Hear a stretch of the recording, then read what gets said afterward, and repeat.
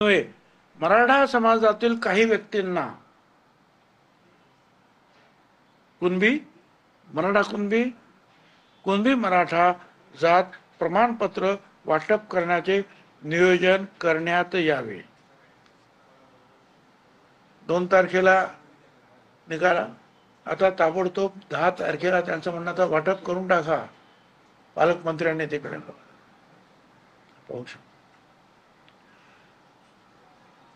या सगळ्याचा परिणाम असा होतो आहे त्या ठिकाणी की आतापर्यंत 4-5 आत्महत्या दुर्दैवाने त्या विभागात झाल्या. 11 सप्टेंबरला भरत कराड रेणापूर तालुक्यातील या तरुणानं ओबीसी आरक्षण संपुष्टात येतंय म्हणून आपलं जीवन संपवलं. 14 सप्टेंबरला गोरख नारायण देवडकर त्याच कारणावरून त्याने आत्महत्या केली. त्याच दिवशी हा नाथापूर गावातील आहे, बीड जिल्ह्यातील, आणि त्याच दिवशी नागनाथ कांगणे महालिंगी तालुका कंधार याने आत्महत्या केली. आणि 15 सप्टेंबरला धनंजय नाथा गोरे हस्तपोखरी तालुका अंबड याने आत्महत्या केली. माझी एक तर सगळ्यांना विनंती आहे, समाजाला, ओबीसी समाजाला, भटक्या विमुक्त, कृपया या आत्महत्या करू नका. आम्ही पूर्ण ताकदीनं आपलं आरक्षण वाचवण्याचा प्रयत्न करतो आहोत आणि आम्हाला खात्री आहे की याच्यामध्ये आम्हाला निश्चितपणे यश मिळेल. पण ही सुद्धा मागणी मी केली की जे आत्महत्याग्रस्त जे काही कुटुंब आहेत, त्यांच्या कुटुंबात आत्महत्या झाली आहे, इतर समाजाच्या सुद्धा काही आत्महत्या झाल्या, त्या समाजातील आत्महत्या झालेल्या कुटुंबाच्या व्यक्तींना काही आर्थिक मदत आणि सरकारी नोकरी देण्यात आली. हाच नियम जो आहे हा इथे सुद्धा लागू करावा ओबीसीच्या बाबतीत.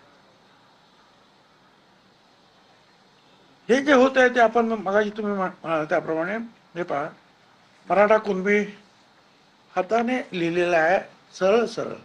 हा ओरिजिनल दस्तऐवज एक दाखवतो तुम्हाला, तुम्ही नंतर पहा. खोडून लिहिलं आहे, हाताने लिहिलं आहे.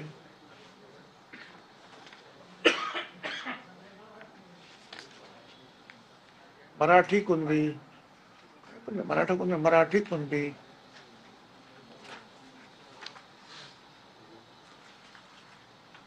मराठा कुणबी हातात लिहिलं आहे. हस्ताक्षर शाही सगळ्यात फरक आहे. म्हणजे असं तुम्ही फडाफोड करून लिहिलेलं आहे. खाली मराठा आहे लिहिले, वरती कुणबी. तुम्ही हे पहा, तुम्ही ज्यांना बघायचे त्यांनी हे कागद बघू शकता. आणि म्हणून आम्ही मागणी केली, मी आता ते काय करत की जर कुणबी शोधण्यासाठी न्यायमूर्ती शिंदे कमिटी निर्माण होते आहे, तर एक खोटी कुणबी सर्टिफिकेट ज्यांना दिलेले आहेत ते शोधण्यासाठी दुसरी समिती एक नेमूया आपण, दुसऱ्या न्यायमूर्तीची, त्यांना एक काम देऊया की समिती या अशा प्रकारच्या ज्या खोट्या नोंदी झाल्या असतील त्या शोधा आणि थांबवा.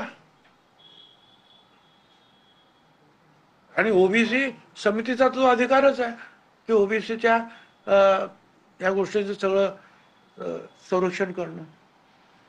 त्यामुळे इथे कोणी चुकीचे घुसत नाही असे हजारो लाखो, हे पाहण्यासाठी सुद्धा एक समिती आपण नेमावी याचा विचार करा. हा सुद्धा मुद्दा मी ते मांडला. आता पुढे काय काय होतं ते बघूया.